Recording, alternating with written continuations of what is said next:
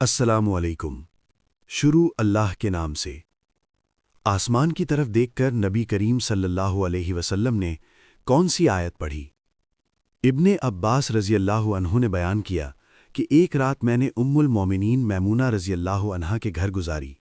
اس رات نبی کریم صلی اللہ علیہ وسلم انہی کے پاس تھے۔ میرا مقصد رات میں حضرت صلی اللہ علیہ وسلم کی نماز دیکھنا تھا۔ حضرت صلی اللہ علیہ وسلم نے تھوڑی دیر تو اپنی اہلیہ کے ساتھ بات چیت کی، پھر سو گئے۔ جب رات کا آخری تہائی حصہ یا بعض حصہ باقی رہ گیا تو آپ اٹھ بیٹھے اور آسمان کی طرف دیکھ کر یہ آیت پڑھی: بلا شبہ آسمانوں اور زمین کی پیدائش میں عقل رکھنے والوں کے لیے نشانیاں ہیں۔ پھر اٹھ کر آپ نے وضو کیا اور مسواک کی، پھر 11 رکعتیں پڑھیں۔ پھر بلال رضی اللہ عنہ نے نماز کے لیے اذان دی اور آپ نے 2 رکعت نماز پڑھی۔ پھر باہر آ گئے اور لوگوں کو صبح کی نماز پڑھائی۔